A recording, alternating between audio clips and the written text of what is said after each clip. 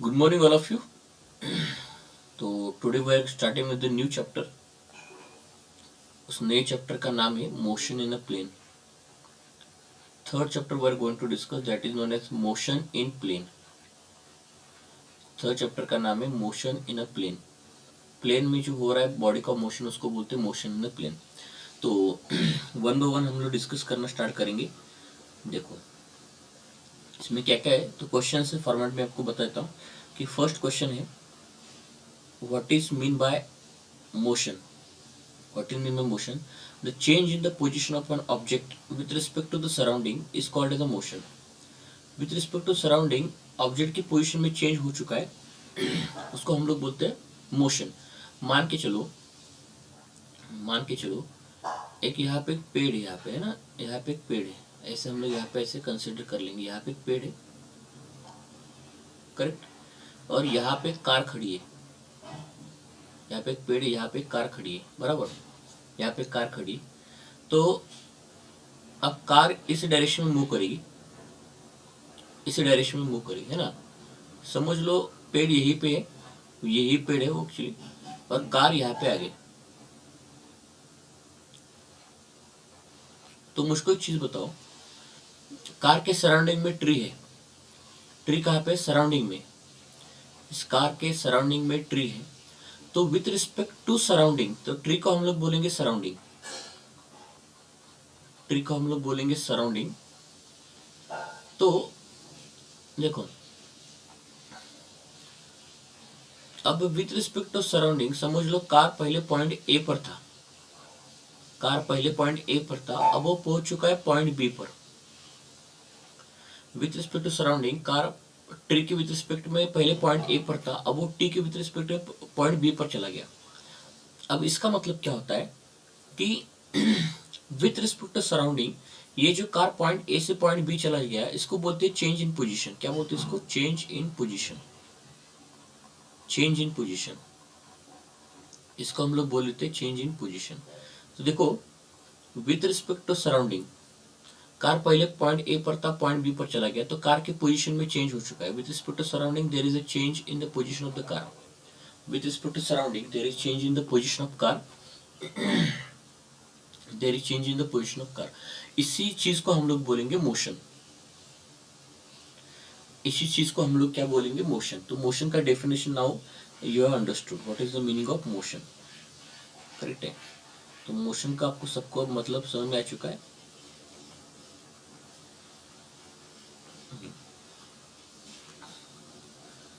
अब देखो मोशन का सबको मीनिंग अब पता चल चुका है. मोशन का मतलब क्या होता है? ओके, मोशन का मतलब क्या होता है देखो. Now I understood the meaning of motion. अब नेक्स्ट पॉइंट आता है व्हाट इज रेक्टिलिनियर मोशन. नाम से पता चल रहा है linear motion in which object travels along straight line. जब ऑब्जेक्ट स्ट्रेट लाइन में मूव करता है, अब देखो ये कार ऐसी मूव कर रही है, स्ट्रेट लाइन में मूव कर रही है. कैसे मूव कर रही है? स्ट्रेट लाइन में. Car is moving in a straight line. Car is moving in straight line. Car is moving in a straight line. तो अगर कार स्ट्रेट लाइन में मूव कर रहा है, अगर कार स्ट्रेट लाइन में मूव कर रहा है तो इसका सिंपल सा मतलब क्या बन रहा है? कार कौन सा मोशन दिखा रहा है? रेक्टिलिनियर मोशन दिखा रहा है. कार कौन सा मोशन दिखा रहा है? Rectilinear motion. If the car is moving in a straight line the car is showing a rectilinear motion. Straight line में कार जा रहा है.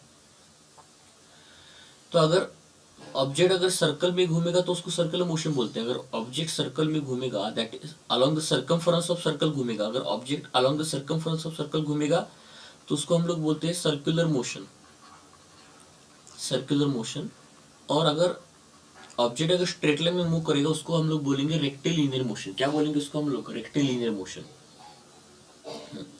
अब नेक्स्ट पॉइंट वो बोल रहा है कि what is the difference between displacement and distance travelled.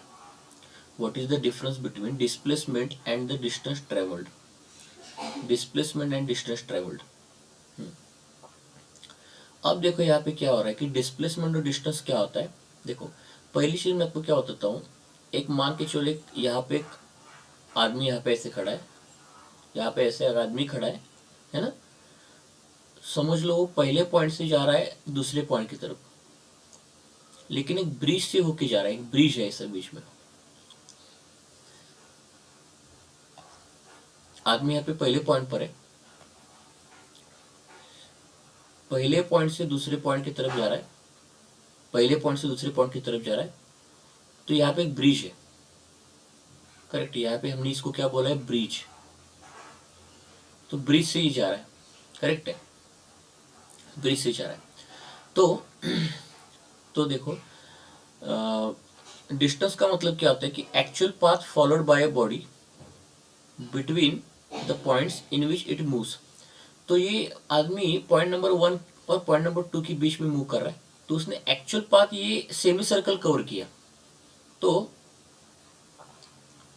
आदमी ने कितना डिस्टेंस कवर किया, देखो, actual path covered, actual path covered, actual path covered. तो इस आदमी ने जितना एक्चुअल पाथ कवर किया, अब देखो ये सेमी सर्कल जो है इसका कुछ तो रेडियस होगा आर। तो ये जो सेमी सर्कल का पाथ है इसका डिस्टेंस कितना होगा, पाई आर होगा ना, क्योंकि पूरा सर्कल का सर्कमफरेंस 2 पाई आर होता है। तो ये सेमी सर्कल कितना होगा, पाई आर होगा। तो इसको हम लोग बोलेंगे डिस्टेंस कवर्ड, इसको हम लोग बोलेंगे डिस्टेंस कवर्ड। लेकिन देखो यहाँ पे डिस्टेंस कवर्ड में क्या लिखा है, actual path followed by a body between the points in which it is moves. तो ये होता है डिस्टेंस। तो डिस्प्लेसमेंट क्या होता है, देखो डिस्प्लेसमेंट क्या होता है अब ध्यान से सुनना। अब डिस्प्लेसमेंट यहाँ पे क्या हो रहा है, देखो डिस्प्लेसमेंट यहाँ पे ये बन रहा है कि shortest distance between initial and final points of movement. दो पॉइंट के बीच का शॉर्टेस्ट डिस्टेंस। अब मुझको बताओ, पॉइंट नंबर 1 और पॉइंट नंबर 2 के बीच का ये डिस्टेंस शॉर्टेस्ट हो सकता है क्या, मैथमेटिकली नहीं। ये एक्चुअल बॉडी ने पाथ कवर किया, लेकिन ये इसको शॉर्टेस्ट नहीं बोल सकते क्योंकि इसका लेंथ है पायर। लेकिन इससे भी शॉर्टेस्ट डिस्टेंस बन सकता है पॉइंट नंबर 1 और पॉइंट नंबर 2 के बीच में, वो ये वाला हो सकता है। देखो ये वाला, ये एक्चुअल पाथ अभी यहाँ पे फिलहाल बॉडी इस पर मूव नहीं कर रहा है। अब आदमी यहाँ से एक्चुअली ऐसे जा रहा है, लेकिन शॉर्टेस्ट बोलना होगा तो यही होगा, क्योंकि ये जो सेमी सर्कल का डायमीटर होता है, डायमीटर कितना होता है, 2r का होता है, डायमीटर 2r का होता है। तो यहाँ पे ऑब्जेक्ट का डिस्प्लेसमेंट क्या होगा, 2r, क्योंकि 2r क्या है यहाँ पे, 2r is a shortest distance between, 2r क्या है कि shortest distance between initial and final point, initial and final point, shortest distance between initial and final point. Initial और फाइनल पॉइंट के बीच का शॉर्टेस्ट डिस्टेंस, इसको हम लोग बोलेंगे डिस्प्लेसमेंट। अभी शॉर्टेस्ट क्यों हो रहा है, क्योंकि देखो रेडियस को आप 2 से मल्टीप्लाई कर रहे हो, और यहाँ पे रेडियस को आप 3.14 से मल्टीप्लाई कर रहे हो, पाई के वैल्यू 3.14 होता है ना, तो ये डिस्टेंस ज्यादा हो गया। तो ये actual path covered by the body है और ये शॉर्टेस्ट है दो पॉइंट के बीच का, इसको हम लोग डिस्प्लेसमेंट बोलेंगे। तो you understood the meaning of displacement and distance. Displacement and distance. चलो हम लोग आगे बढ़ लेते हैं। इसका स्क्रीनशॉट वगैरह निकाल के रखो, आपको नोट्स बनाने या होमवर्क के लिए, नोट्स लिखने के लिए आपको हेल्पफुल होगा। मैं इस पर आज इसके ऊपर आपको होमवर्क देने वाला हूँ। तो जितने भी आप आज मैं यहाँ पे क्वेश्चन आपको नोट्स में वीडियो में दिख रहे हैं, वो सारे क्वेश्चन होमवर्क के लिए, सारे के सारे क्वेश्चन। तो मैं होमवर्क अलग से नहीं दूंगा, सारे के सारे क्वेश्चन होमवर्क के लिए यहाँ पे ध्यान से सुनना, ठीक है। ओके, तो नेक्स्ट पॉइंट पर आ जाते हैं हम लोग। Now you understood the meaning of this all. Screenshot निकालो तो आपको आसानी से आंसर मिल जाएगा।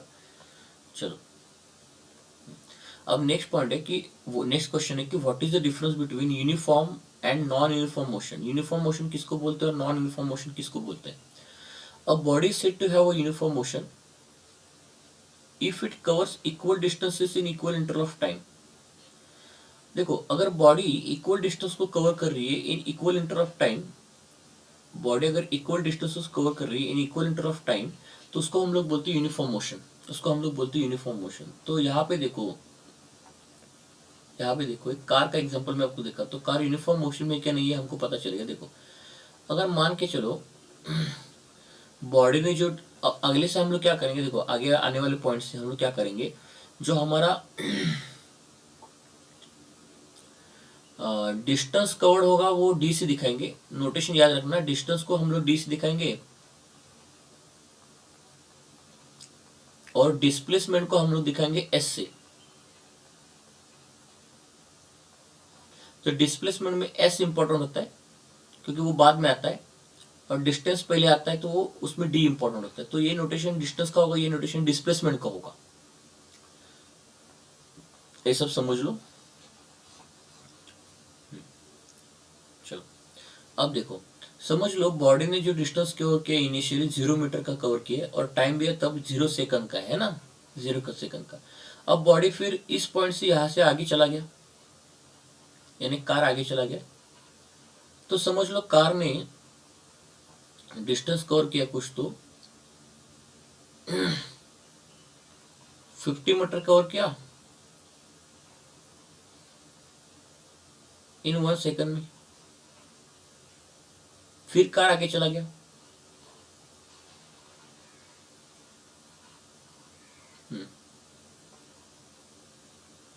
फिर कार ने समझ लो 100 मीटर का डिस्टेंस कवर किया और टाइम लगा रहा है 2 सेकंड का। अब यहां से पता क्या चल रहा है, देखो यहां से आपको एक चीज क्या पता चल रही है, देखो यहां से आपको चीज क्या पता चल रही है, देखो अब body said to be in uniform motion if it covers equal distances. तो देखो बॉडी 1 सेकंड में, जब 1 सेकंड का टाइम होता है तब बॉडी 25 मीटर का डिस्टेंस कवर करता है। नेक्स्ट फिर जब और 1 सेकंड होता है तब भी बॉडी 25 मीटर का डिस्टेंस कवर कर रही है, यानी पहले बॉडी ने 25 मीटर का डिस्टेंस कवर किया 0 से 50, फिर 50 से 100, वो भी डिस्टेंस कितना होगा, 50 मीटर का ही होगा। तो टाइम पहले कितना था, 1 सेकंड का, दूसरे भी टाइम 1 सेकंड का। तो टाइम इंटरवल सेम है, तो इसको देखो टाइम इंटरवल सेम आ रहा है तो उसको बोलते हैं इक्वल इंटरवल ऑफ टाइम। क्या बोलते हैं इसको हम लोग, equal interval of time, equal interval of time. तो बॉडी क्या कर रहा है, इक्वल इंटरवल ऑफ टाइम में इक्वल डिस्टेंसेस को कवर कर रहा है। Body equal interval of time में इक्वल डिस्टेंसेस को कवर कर रहा है, body equal interval of time में इक्वल डिस्टेंसेस को कवर कर रहा है। देखो यहाँ पे, तो बॉडी ने इक्वल डिस्टेंसेस कवर किया इक्वल इंटरवल ऑफ टाइम में, तो इस मोशन ऑफ द कार, इस मोशन ऑफ द कार को हम लोग बोलेंगे यूनिफॉर्म मोशन। क्या बोलेंगे इसको हम लोग, यूनिफॉर्म मोशन। इसको हम लोग बोलेंगे यूनिफॉर्म मोशन। तो ऑब्जेक्ट का ये जो मोशन है इसको हम लोग बोलेंगे यूनिफॉर्म मोशन। ठीक है, तो कार क्या कर रहा है, इक्वल डिस्टेंस को कवर कर रहा है in equal interval of time, इसको हम लोग बोलेंगे इक्वल डिस्टेंस कवर कर रहा है in equal interval of time, इसको हम लोग बोल देंगे यूनिफॉर्म मोशन। क्या बोल देंगे इसको हम लोग, uniform motion. Equal distances is covered in equal interval of time, that is called as uniform motion. It is called as uniform motion. बस इसको हम लोग बोल देंगे यूनिफॉर्म मोशन। ठीक है, अब body said to have a non uniform motion, तो इसका उल्टा, if it covers unequal distance in equal interval of time. अगर बॉडी ने इक्वल इंटरवल ऑफ टाइम में अनइक्वल डिस्टेंस कवर किया, unequal, equal interval of time दोनों तरफ same है, देखो यहाँ पे भी सेम है यहाँ पे भी सेम है, लेकिन अनइक्वल डिस्टेंस कवर करेगा, है ना, अनइक्वल डिस्टेंस कवर करेगा इन इक्वल इंटरवल ऑफ टाइम, तो उसको हम लोग बोलेंगे नॉन यूनिफॉर्म मोशन। क्या बोलेंगे उसको हम लोग, नॉन यूनिफॉर्म मोशन। तो इसी केस से आपको आसानी से पता चलेगा कि नॉन यूनिफॉर्म मोशन का मतलब क्या होता है, बराबर। इसी से आपको आसानी से पता चलेगा the meaning of non uniform motion.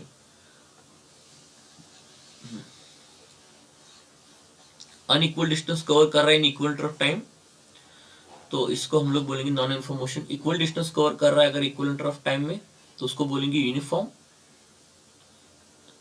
और अगर अनइक्वल डिस्टेंस कवर करेगा इन इक्वल इंटरवल ऑफ टाइम, उसको बोलेंगे हम लोग नॉन यूनिफॉर्म। बस इतना सा इसमें पार्ट है, ध्यान से सुनना।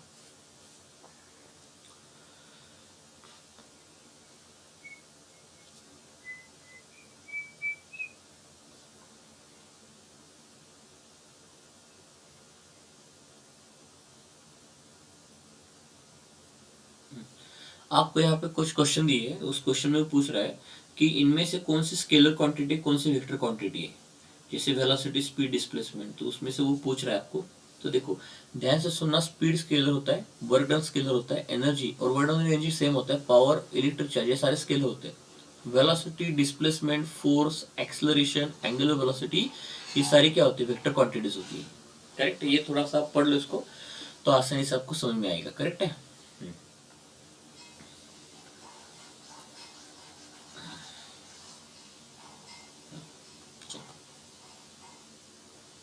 अब हम नेक्स्ट टर्म पर आएंगे, एक्सप्लेन द टर्म डिस्प्लेसमेंट। अब यह तो डेफिनेशन हमने लिखा, यहाँ पे डेफिनेशन लिखा डिस्टेंसेस और डिस्प्लेसमेंट के बीच में।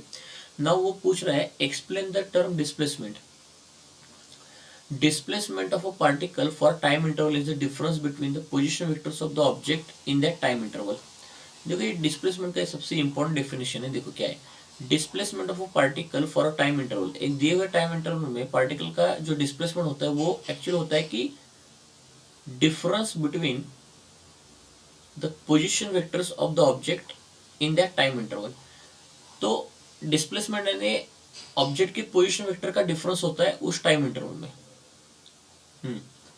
समझ लो x1 bar x2 bar be the position vectors of a particle at time t1 and t2, then the displacement s bar in time interval t2 minus t1 is x2 minus x1, है ना। असल में ये क्या होता है मैं आपको समझाता हूँ, डायग्रामेटिकली समझाता हूँ, है ना, डायग्रामेटिकली समझाता हूँ। करेक्ट है, डायग्रामेटिकली समझाता हूँ। समझ लो हमारी कार ऐसी मूव हो रही है, एक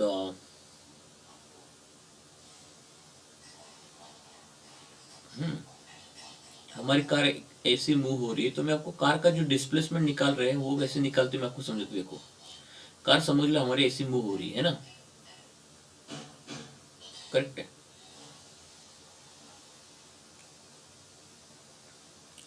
समझ लो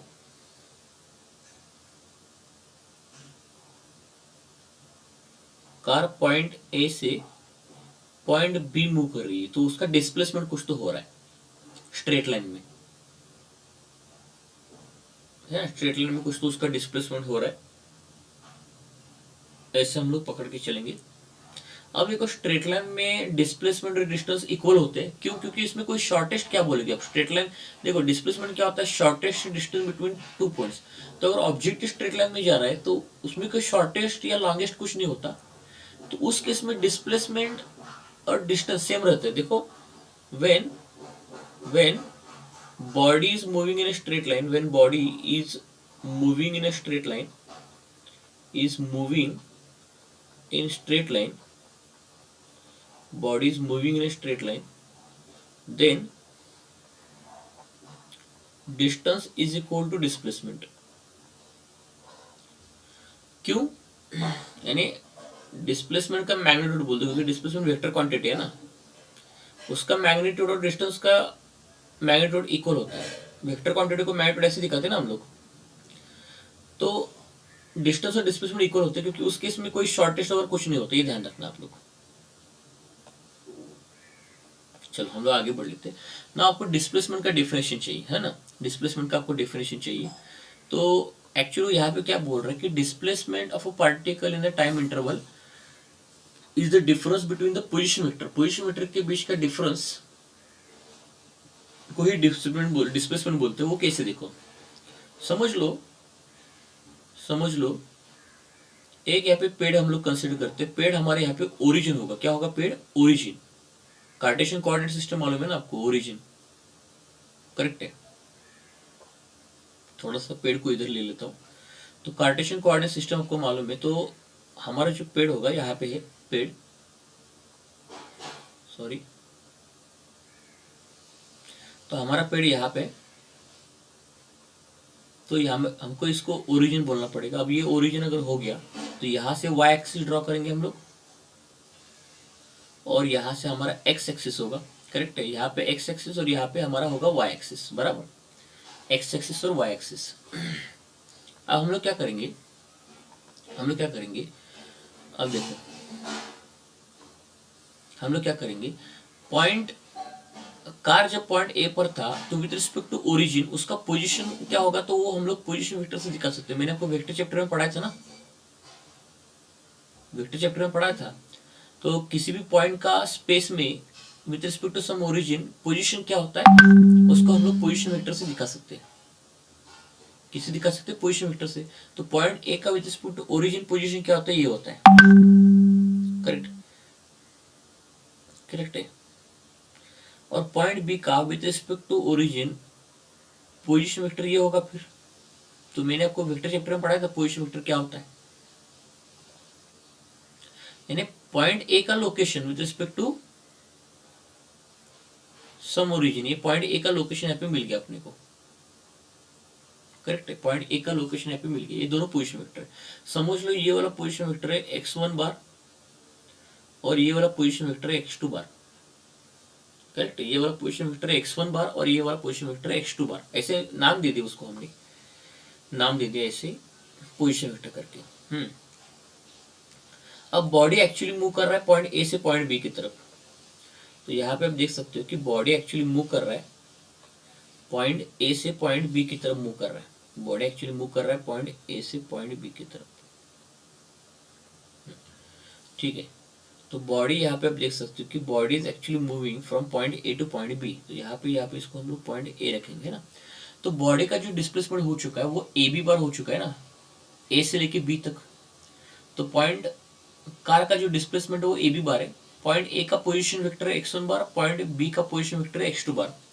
तो here you can write down x1 bar is a position vector of point A, position vector of point A, यानी कार का पोजीशन इनिशियल पोजीशन वो पोजीशन वेक्टर दिखा रहा है x1 bar. Point A, position vector of point A. Point A यानी car का initial position, car का initial position. अब x2 बार क्या है? x2 bar is a position vector, x2 bar is a position vector of point B, of point B, position vector of point B. यानी car का final position with respect to paid यानी origin. अब यहाँ पे आपको एक triangle दिख रहा है, अब यहाँ पे आपको एक ट्रायंगल दिख रहा है। तो हमको बॉडी का डिस्प्लेसमेंट निकालना है। और ये ए बी बार क्या होगा? A B bar is a displacement of body, A B bar is a displacement of body, is a displacement of body. तो ए बी बार बॉडी का यहाँ पे एक्चुअली डिस्प्लेसमेंट आ रहा है। करेक्ट है, ए बी बार यहाँ पे बॉडी का डिस्प्लेसमेंट आ रहा है। तो अगर बॉडी का डिस्प्लेसमेंट निकालना है, ये हमको निकालना है क्योंकि उसका ही डेफिनेशन हमको दे दिया ना, उसका डिस्प्लेसमेंट निकालना है। तो यहाँ पे एक ट्रायंगल बन रहा है। तो यहाँ पे हम लोग ट्रायंगल ऑफ वेक्टर एडिशन लगा सकते हैं। देखो ये ट्रायंगल कैसे बन रहा है, देखो ट्रायंगल ऑफ वेक्टर एडिशन। यहाँ पे दो ऐसे ब्लू कलर के वेक्टर्स बना लो, ऐसे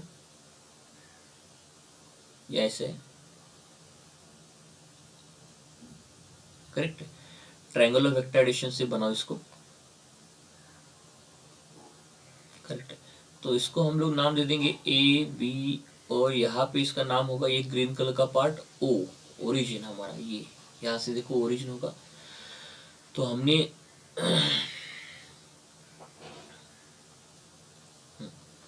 इस वाले वेक्टर को नाम दिया था,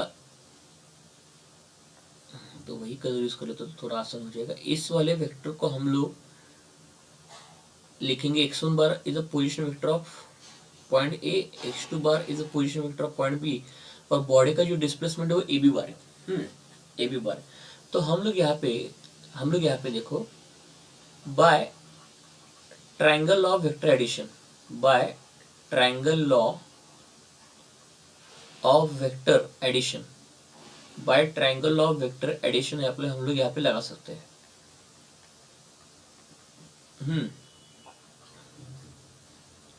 ट्रायंगल ऑफ वेक्टर एडिशन लगा सकते हैं। ट्रायंगल ऑफ वेक्टर एडिशन कैसे लगाते हैं? देखो पहले वेक्टर का हेड और दूसरे वेक्टर का टेल एक साथ आना चाहिए। तो यहाँ पे आ रहा है, देखो ये ओ ए बार एक पहला वेक्टर है, ये ओ ए बार यानी x1 बार, इसका हेड ए बी बार के साथ जुड़ रहा है। तो ऑब्वियसली ये वेक्टर क्या होगा? रिजल्टेंट होगा इन दोनों का। ये वेक्टर क्या होगा? रिजल्टेंट होगा। ये ट्रायंगल ऑफ वेक्टर एडिशन हमको मालूम है ना। तो x2 बार ये रिजल्टेंट है, क्योंकि रिजल्टेंट का हेड और सेकंड वेक्टर का हेड एक साथ आ रहा है, और रिजल्टेंट का टेल और पहले वेक्टर का टेल एक साथ आ रहा है। तो x2 बार को हम लोग इन दोनों के एडिशन में लिखेंगे, तो x2 bar is equal to x1 bar plus यहाँ पे आ जाएगा ab बार। देख लो x1 बार और ab बार ऑर्डर में आ रहा है तो उनका रिजल्ट x2 बार होगा। तो यहाँ से हम लोग ab बार का वैल्यू निकाल सकते हैं। तो ab bar is equal to x1 को इस तरफ लेके जाओ, x2 बार माइनस x1 बार, तो हो गया प्रूफ। तो किसी भी बॉडी का जो डिस्प्लेसमेंट होता है वो difference and subtraction, difference of position vector में एक्सप्रेस किया जाता है। देखो डेफिनेशन क्या लिखा है, displacement of a particle for a given time interval is the difference between the position vector of the object in that time interval. तो ये जो x1 बार और x2 बार इनके डिफरेंस से ही हम लोग बॉडी का डिस्प्लेसमेंट को शो कर सकते हैं। देखो डिस्प्लेसमेंट का डिफरेंस आ रहा है ना, x2 बार माइनस x1 बार, यानी सब्ट्रैक्शन, डिफरेंस है सब्ट्रैक्शन, तो उसको हम लोग डिस्प्लेसमेंट वेक्टर बोल रहे हैं ना। और जो गिवन टाइम इंटरवल था, वो टाइम इंटरवल क्या था कि इनिशियल बॉडी का टाइम, इनिशियली टाइम t1 था और फाइनल टाइम t2 था। तो टाइम इंटरवल कैसे निकालोगे आप, टाइम इंटरवल चेंज होता है, वो टाइम इंटरवल कैसे निकालोगे आप, t2 minus t1, final time minus initial time. तो इस दिए हुए टाइम इंटरवल में जो बॉडी का डिस्प्लेसमेंट हो रहा है ab बार, उसको हम लोग एक्सप्रेस करेंगे as a difference of position vectors of the object. आ गया ना फिर ये।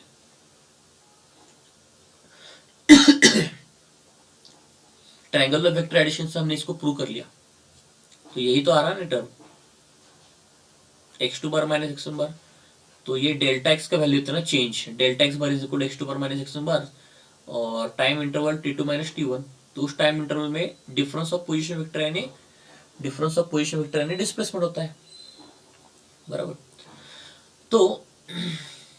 तो सिंपल सी मतलब है कि आप डिस्प्लेसमेंट को in terms of difference of position vectors में एक्सप्रेस कर रहे हो, तो ऑब्वियसली बात है कि डिस्प्लेसमेंट भी क्या हो जाएगी, वेक्टर क्वांटिटी हो जाएंगे ना, क्योंकि उसके डिस्प्लेसमेंट को डिफाइन करने के लिए you are using vectors. Displacement को डिफाइन करने के लिए यू आर यूजिंग वेक्टर्स, इसलिए डिस्प्लेसमेंट वेक्टर क्वांटिटी होती है। डिस्प्लेसमेंट को डिफाइन करने के लिए यू आर यूजिंग वेक्टर, इसलिए डिस्प्लेसमेंट क्या होती है, वेक्टर क्वांटिटी होती है। करेक्ट है, डिस्प्लेसमेंट क्या होती है, वेक्टर क्वांटिटी। अब उसके कुछ एग्जांपल और उसके डायमेंशन। तो डिस्प्लेसमेंट मीटर में मेजर किया जाता है, डिस्प्लेसमेंट किस में मेजर किया जाता है, मीटर में। तो डिस्प्लेसमेंट बॉडी का हो गया तो मीटर में आएगा, तो उसको सिर्फ लेंथ का डायमेंशन आएगा, किसका आएगा, लेंथ का डायमेंशन आएगा। मीटर यानी ये लेंथ का डायमेंशन आएगा, m0 होगा t0 होगा। करेक्ट है, you will get only length dimension, m0 होगा t0 होगा।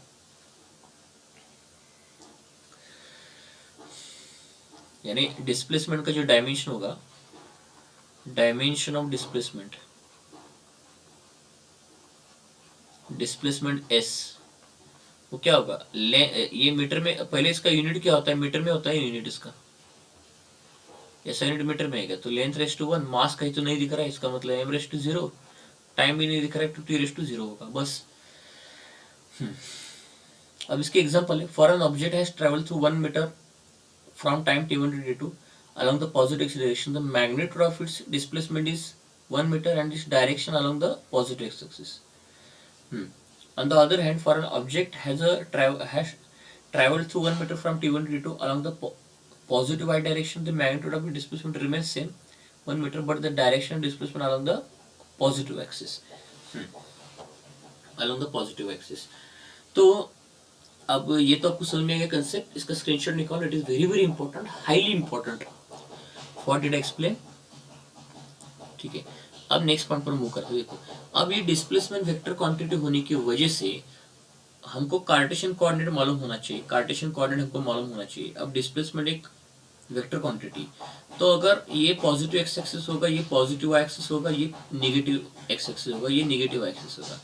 अगर हमारी कार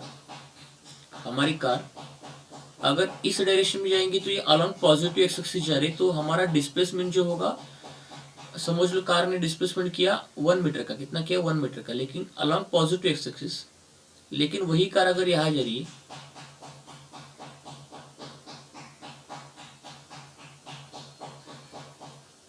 और समझ लो कार इस डायरेक्शन में जा रही है, लेकिन यहाँ पे उसने अगर डिस्प्लेसमेंट कवर किया 1 मीटर का, डिस्टेंस कवर के 1 मीटर का, लेकिन जा रहा है पॉजिटिव एक्सिस की डायरेक्शन में। तो इसका मतलब डिस्प्लेसमेंट वेक्टर क्वांटिटी होने की वजह से उसको डायरेक्शन देना बहुत इंपॉर्टेंट होता है, क्योंकि वेक्टर क्वांटिटी को मैग्नीट्यूड के साथ डायरेक्शन भी लगता है ना। तो कार जो ये डिस्टेंस कवर कर रहा है 1 मीटर का, ये उसका मैग्नीट्यूड हो गया डिस्प्लेसमेंट का, लेकिन डायरेक्शन होगा इधर वो positive axis, negative axis, positive axis, sorry negative axis, positive axis, negative axis. वो डायरेक्शन देना इंपॉर्टेंट होता है, क्योंकि किसी भी वेक्टर क्वांटिटी को दो चीजें बहुत इंपॉर्टेंट होती है, उसका मैग्नीट्यूड और डायरेक्शन। तो यहाँ पे देखो ये जो 1 मीटर है ये उसका मैग्नीट्यूड है, तो डायरेक्शन वो जा रहा है अलॉन्ग पॉजिटिव एक्स या पॉजिटिव वाई। इस तरीके से ये उसने एग्जांपल इसमें दे दिया। अच्छी बात है। अब वो क्वेश्चन पूछ रहे कि explain the term path length. Explain the term path length. देखो, the path length is the actual distance travel by the particle during its motion. Particle जो एक्चुअल डिस्टेंस कवर करेगा ड्यूरिंग इट्स मोशन उसको बोलते हैं actual path length. Actual path length देखो, अगर मैं आपको समझाऊं कि एक यहाँ पे ऐसा एक स्क्वायर है, या ऐसा एक स्क्वायर है, ऐसा बोल दे पॉइंट ए है, यहाँ पे पॉइंट ए है।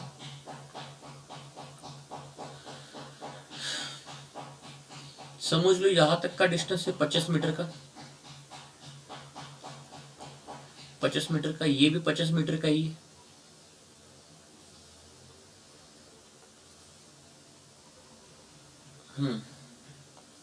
समझ लो ये 50 मीटर का है।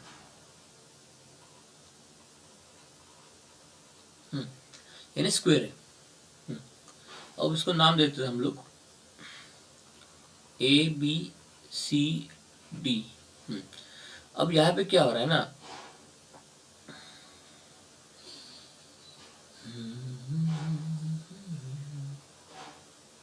यहाँ पे क्या हो रहा है कि बच्चा चल के जा रहा है। देखो, बच्चा पहले जाएगा।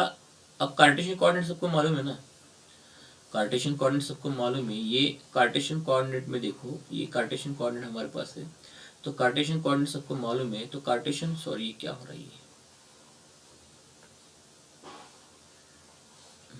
कार्टेशियन कोऑर्डिनेट में ये क्या होता है ईस्ट, ये क्या होता है नॉर्थ, ये क्या होता है साउथ, ये क्या होता है वेस्ट। वेस्ट होता है। समझ लो बच्चा पहले ए टू बी गया ईस्ट डायरेक्शन में, फिर बच्चा वो समझ लो बी टू सी गया साउथ डायरेक्शन में, फिर सी टू डी गया वेस्ट, फिर डी टू ए आ गया नॉर्थ। ऐसा उसको मोशन है बच्चे का।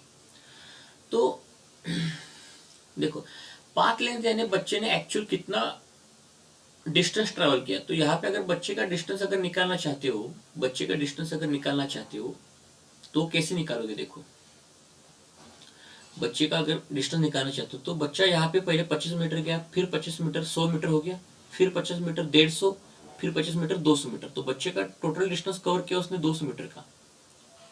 बच्चे ने टोटल डिस्टेंस कवर किया, तो इसको एक्चुअल पाथ लेंथ बोलेंगे। इसको हम लोग क्या बोलेंगे, पाथ लेंथ। बच्चे ने एक्चुअली इतना डिस्टेंस कवर किया। लेकिन अगर डिस्प्लेसमेंट निकालने जाएंगे ना, तो डिस्प्लेसमेंट देखो क्या हो रहा है। अब प्रॉब्लम क्या होता है, देखो अब प्रॉब्लम क्या होता है डिस्प्लेसमेंट। देखो, अब बच्चा राइट में जा रहा है जब ईस्ट में, तो वो डिस्प्लेसमेंट जो उसका होगा वो +50 मीटर का होगा, +50 मीटर, क्योंकि वो जा रहा है इन पॉजिटिव एक्सिस की डायरेक्शन में, पॉजिटिव एक्सिस की डायरेक्शन में ए टू बी के लिए। जब वो सी टू बी डी गया तब भी उसने 25 मीटर का डिस्टेंस कवर किया, लेकिन उसमें डिफरेंस ये आ रहा है कि वो निगेटिव एक्स एक्सिस की तरफ जा रहा है, तो उसका जो डिस्प्लेसमेंट होगा 50 मीटर का होगा। अब जो कि -50 मीटर का होगा, क्योंकि ये अलॉन्ग निगेटिव एक्स एक्सिस और ये अलॉन्ग पॉजिटिव एक्स एक्सिस। तो ये +50 मीटर, ये -50 मीटर। अब मुझको बताओ, अगर इसको हम लोग डिस्प्लेसमेंट बोलेंगे, अगर इसको हम लोग डिस्प्लेसमेंट बोलेंगे 50 +50 मीटर का ये डिस्प्लेसमेंट और -50 मीटर का अगर ये डिस्प्लेसमेंट, तो देखो ये डिस्प्लेसमेंट वेक्टर जो है, ये वाला वेक्टर और ये वाला वेक्टर, इन दोनों का मैग्नीट्यूड सेम है लेकिन डायरेक्शन ऑपोजिट है। तो इन दोनों का जो रिजल्टेंट होगा वो 0 होगा, क्योंकि ये वाला वेक्टर इस वेक्टर को काट देगा। हमने पढ़ा है ना वेक्टर चैप्टर में, अगर दो वेक्टर अगर ऐसे होंगे, देखो दो वेक्टर अगर ऐसे होंगे +50 मीटर का और दूसरा वेक्टर होगा -50 मीटर का, तो इन दोनों का जो रिजल्टेंट होगा r, वो फिर +50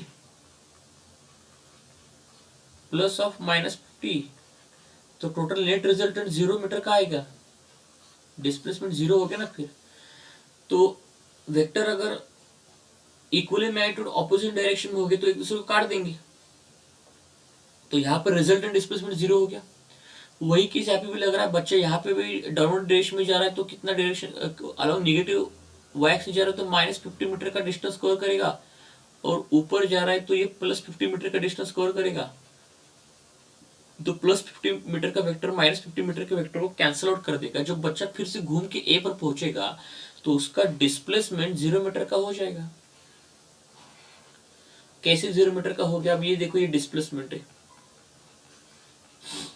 कैसे कैसे तो सिंपल सी बात है, यानी बच्चे ने जहां से शुरू किया था फिर से वापस वहीं पर आ गया, तो हमेशा याद रखना कि उसका डिस्प्लेसमेंट 0 होता है, लेकिन डिस्टेंस जो होता है एक्चुअल पाथ उसने जो कवर किया उसको ऐड करते जाना है। एक्चुअल पाथ उसने जो कवर किया उसको ऐड करते जाना है, ये ध्यान रखना। ये हमने वेक्टर चैप्टर में रिजल्टेंट कैसे निकालने ये हमने देखा है, करेक्ट है, ये हमने इसको पढ़ के रखा है। तो देखो पाथ लेंथ क्या होता है कि actual distance travelled by the particle during its motion. Displacement 0 metre आ रही है, ये एक्चुअल डिस्टेंस कवर नहीं किया उसने, वो वेक्टर का एडिशन करके हमने रिजल्टेंट वेक्टर बनाया, वो 0 मीटर का आ गया। Now you understood the meaning of this.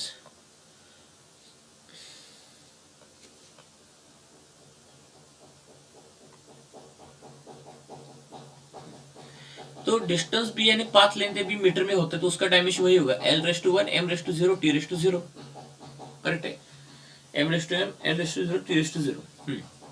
अब यहाँ पे वो एग्जांपल क्या दे रहा है देखो, what he is giving the example. Example क्या देखो, if object move along positive axis from x = 3 to x = 6 meter. एक हम लोग क्या करते हैं, इस एग्जांपल को समझने के लिए वी ड्रॉ कार्टेशियन कोऑर्डिनेट। समझ लो यहाँ कहीं तो x = 3 है, और यहाँ कहीं तो x =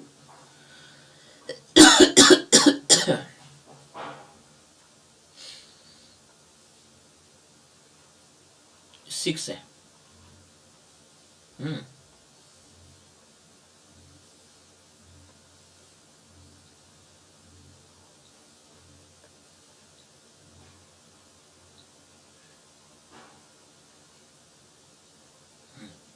x = 3 मीटर है और x = यहाँ पे 6 मीटर है, करेक्ट है। तो समझ लो ऑब्जेक्ट का इनिशियल पॉइंट ये है, तो मान के चलो यहाँ पे कोई आदमी खड़ा है, तो अब वो जाएगा पॉजिटिव एक्स एक्सिस की डायरेक्शन में, बोल रहा है ना, ये क्या बोल रहा है, पॉजिटिव एक्स डायरेक्शन में जाएगा। तो इनिशियल पॉइंट है ये वाला 3 मीटर और 6 मीटर फाइनल पॉइंट है, तो 3 से 6 मीटर जाएगा, तो एक्चुअल उसने कितना डिस्टेंस ट्रेवल किया, तो इस केस में उसका डिस्टेंस ट्रेवल हो गया 3 मीटर का। 3 मीटर का यानी देखो ना, यहाँ से 3 से स्टार्ट करो 6 तक जा रहे हो, तो 3 मीटर का डिस्टेंस होगा, और इस केस में उसका डिस्प्लेसमेंट भी 3 मीटर का ही होगा, और वो अलॉन्ग पॉजिटिव जा रहा है तो वो सेम रहेगा +3। यानी देखो अब इस केस में डिस्टेंस 3 मीटर है और डिस्प्लेसमेंट भी 3 मीटर है। अब इक्वल क्यों आ रहा है, क्योंकि एक तो ये आदमी स्ट्रेट में जा रहा है और डायरेक्शन चेंज नहीं कर रहा है। तो ध्यान रखना, बहुत इंपॉर्टेंट पार्ट बोल रहा हूँ, जब तक बॉडी स्ट्रेट लाइन मोशन होगी और जब तक डायरेक्शन चेंज नहीं करेगी तब तक डिस्टेंस और डिस्प्लेसमेंट इक्वल होते हैं। देखो यहाँ पे स्टेटमेंट लिख रहा हूँ, whenever body is moving in a straight line, body is moving in a straight line,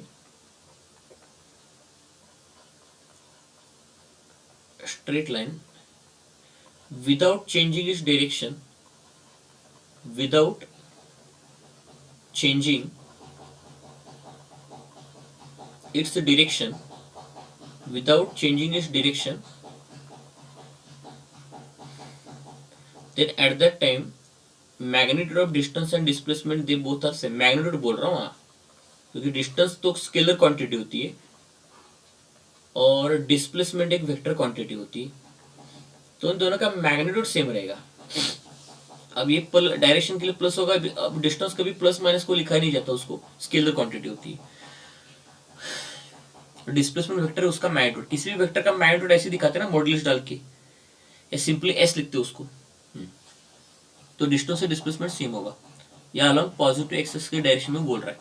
however if the object now come backs to 5 meter, तो देखो अब पहली चीज क्या हो रहा है मैं आपको समझाता हूँ। देखो अब मैं आपको समझाता हूँ। देखो अब ये ऐसा हो रहा है कि यहाँ पे बॉडी ने एक्स इक्वल टू 3 मीटर से स्टार्ट कर लिया, फिर वो एक्स इक्वल टू 6 मीटर पर चला गया, करेक्ट है।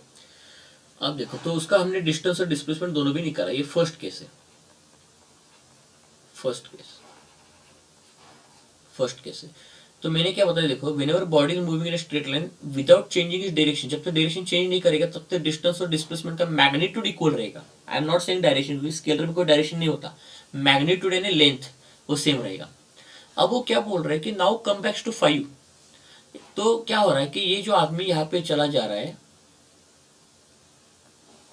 ये जो आदमी पहले क्या गया, एक्स इक्वल 3 मीटर से एक्स इक्वल 6 मीटर गया, फिर 6 मीटर के यहां तक, तो हमने डिस्टेंस और डिस्प्लेसमेंट निकाला। फिर उस आदमी ने टर्न किया, अब टर्न हो रहा है, टर्न करके एक्स इक्वल 5 मीटर पर आ गया, टर्न करके एक्स इक्वल 5 मीटर पर आ गया। अब सिंपल सी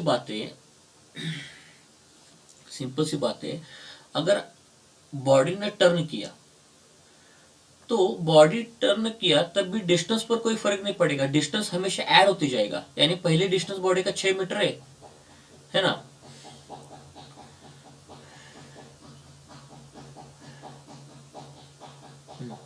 तो डिस्टेंस अब ऐड होते जाएगा। अब ये सेकंड केस है, अभी फर्स्ट केस हो गया, अभी सेकंड केस देखो। सेकंड केस में वो क्या बोल रहा है, अब वो सेकंड केस में क्या बोल रहा है कि बॉडी पहले 3 से 6 जाएगा और उसके बाद टर्न करके 5 मीटर पर आएगा। इसका मतलब बॉडी जब 3 से 6 गया तब उसने डिस्टेंस कितना कवर किया, 3 मीटर का। अब फिर से वापस उल्टा घूम के 6 से 5 मीटर चला गया, तो कितना डिस्टेंस कवर किया, 6 से 5 मीटर ने 1 मीटर कवर किया, तो इसका मतलब 3 + 1 कितना हो गया, 4 मीटर। तो ऑब्जेक्ट का डिस्टेंस कवर कितना हो गया, 4 मीटर का हो गया। हाँ अब रुको, बॉडी जब 3 मीटर से 6 मीटर गया तो उसका डिस्प्लेसमेंट +3 मीटर का था, क्योंकि डायरेक्शन वो अलग पॉजिटिव एक्स एक्सिस था, इसलिए प्लस। लेकिन अभी वेक्टर ऑपोजिट हो गया। देखो अभी यहाँ पे 2 वेक्टर इन्वॉल्व है, अब डिस्प्लेसमेंट के लिए वेक्टर दिखाना पड़ेगा ना, ये जरूरी होता है। तो देखो डिस्प्लेसमेंट का पहला जो वेक्टर है वो +3 मीटर का है, +3 मीटर का है। और जो दूसरा वेक्टर है, बॉडी जब घूम के 6 मीटर से 5 मीटर आ गया, तो ये जो वेक्टर बन रहा है ये -5 मीटर का बन रहा है। क्यों, सॉरी -5 नहीं, 1 मीटर का ही कवर किया ना उसने डिस्टेंस, -5 कैसे हो सकता है, लेंथ तो 1 मीटर का है ना वेक्टर का, यानी इस वेक्टर का लेंथ 1 मीटर का है, लेकिन डायरेक्शन ऑपोजिट है, -1 मीटर का है। तो देखो फिर ये बड़ा वेक्टर 3 + 3 मीटर का अलॉन्ग पॉजिटिव एक्सिस, और ये छोटा वेक्टर 6 से 5 मीटर आ गया, तो ये 1 मीटर का लेंथ है, लेकिन डायरेक्शन निगेटिव एक्स एक्सिस है, तो +3 -1 करना पड़ेगा नेट रिजल्टेंट निकालने के लिए, क्योंकि ये दोनों भी वेक्टर ऑपोजिट डायरेक्शन में, मैंने आपको वेक्टर चैप्टर में पढ़ाया था, अगर दोनों भी वेक्टर अगर ऑपोजिट डायरेक्शन में आएंगे तो उनके बीच में सब्ट्रैक्शन करना है। तो यहाँ पे फिर सब्ट्रैक्शन हो जाएगा दोनों के बीच में। अब जो नेट डिस्प्लेसमेंट आएगा, वो 2 मीटर का होगा, लेकिन अब वो जो नेट डिस्प्लेसमेंट होगा वो 2 मीटर का होगा, लेकिन पॉजिटिव 2 मीटर, यानी along towards positive X axis होगा। तो देखो, तो ऑब्जेक्ट का नेट डिस्प्लेसमेंट कितना आ गया, 2 मीटर का आ गया, लेकिन प्लस होने की वजह से इसका डायरेक्शन अभी भी फिर से अलॉन्ग पॉजिटिव एक्स एक्सिस पर ही है, अलॉन्ग पॉजिटिव एक्सिस पर ही। तो डिस्प्लेसमेंट वेक्टर होने की वजह से इस वेक्टर के कंसेप्ट से इसको सॉल्व करना पड़ता है। अभी सेकंड केस को बोल रहा है, एग्जांपल में सेकंड केस बोल रहा है, ठीक है।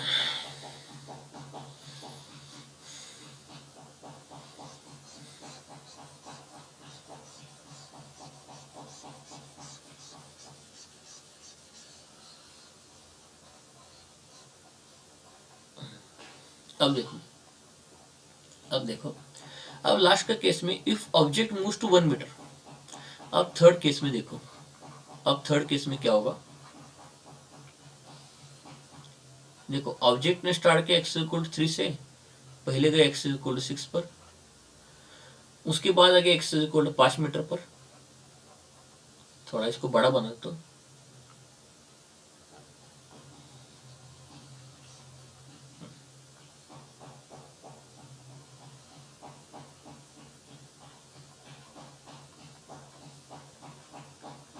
देखो ऑब्जेक्ट x इक्वल 3 से 6 गया, फिर वो घूम के वापस, तो इसका मतलब पहले देखो उसका मोशन पहले कैसे हो गया, देखो पहले वो 3 मीटर से 6 मीटर चला गया, फिर वापस घूमा, घूम के वो 5 मीटर पर चला गया, तो x इक्वल 5 पर आ गया, घूम के x इक्वल 5 पर आ गया। उसके बाद वो फिर से घूम के x इक्वल टू फिर से घूम के x इक्वल 1 मीटर पर आ गया। अब 1 मीटर का तो वैल्यू 3 के पीछे होगा ना, फिर घूम के वो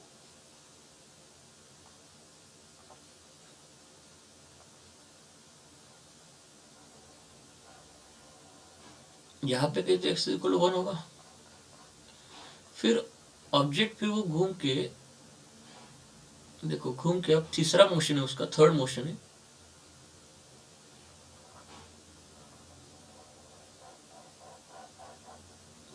x इक्वल 1 पर आ गया। अब देखो अगर पहले डिस्टेंस निकालेंगे तो वो सबसे आसान होता है, डिस्टेंस निकालना सबसे आसान होता है।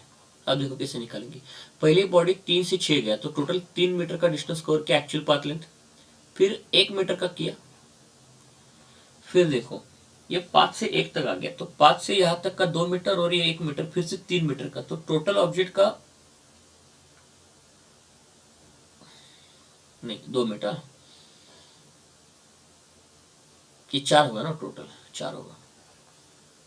देखो ऑब्जेक्ट जब 5 से 3 जाएगा तो 2 मीटर का, और 3 से 1 जाएगा तो और 2 मीटर का, तो टोटल उसने डिस्टेंस कितना कवर किया, 8 मीटर का किया, 8 मीटर का किया, टोटल डिस्टेंस ने कवर कितना किया, 8 मीटर का। लेकिन डिस्प्लेसमेंट के लिए वेक्टर बनाना पड़ेगा आपको, वेक्टर बनाना पड़ेगा। देखो पहला वेक्टर क्या है, क्या ऑब्जेक्ट, देखो आपको वेक्टर बनाना पड़ेगा डिस्प्लेसमेंट को दिखाने के लिए। देखो पहले क्या हुआ कि अब ऑब्जेक्ट पहले 3 से 6 गया तो अलॉन्ग पॉजिटिव एक्स एक्सिस गया तो प्लस 5 मीटर का डिस्प्लेसमेंट किया, फिर उसके बाद उसने किया माइनस, ये लेंथ है 1 मीटर का, तो ये -1 मीटर का उसने डिस्प्लेसमेंट किया, -1 मीटर का। फिर ऑब्जेक्ट 5 से 1 मीटर की तरफ चला गया, तो इसका मतलब ये वाला उसने वेक्टर किया, तो इसका मतलब 5 से यानी 1 यानी वो 4 मीटर टोटल लेंथ है इसका, 4 मीटर का, लेकिन निगेटिव एक्स एक्सिस की डायरेक्शन में जा रहा है तो -4 मीटर। तो इन तीनों वेक्टर का यानी पहले वेक्टर का, दूसरे वेक्टर का और तीसरे वेक्टर का रिजल्टेंट निकालना है। फर्स्ट, सेकंड और थर्ड वेक्टर का हम लोग रिजल्टेंट निकालेंगे, और रिजल्टेंट के देखो कैसे निकलेगा। पहले 3 meter along positive X axis, उसके बाद -1 meter along negative X axis, और उसके बाद फिर से -4 meter along negative X axis. तो -4 -1 -5 +3 कितना होगा, -2 मीटर का होगा। अब देखो नेट डिस्प्लेसमेंट आ रहा है -2 मीटर का, यानी 2 मीटर का डिस्प्लेसमेंट है along negative X axis, along negative X axis. तो देखो वो डिस्प्लेसमेंट बोल रहा है 2 मीटर का अलॉन्ग निगेटिव एक्स एक्सिस। तो इस केसेस से हमको आसानी से डिस्प्लेसमेंट और डिस्टेंस को कैसे पढ़ा जाता है ये हमको पता चलेगा।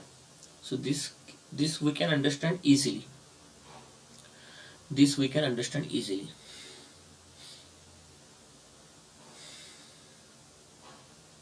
ठीक है, this is the basic fundamental behind this all.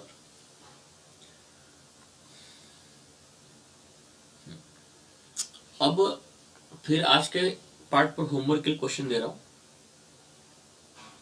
Question क्या है, देखो यहीं पर होमवर्क दे रहा हूं, ये वाला क्वेश्चन, ये वाला क्वेश्चन, ये वाला क्वेश्चन,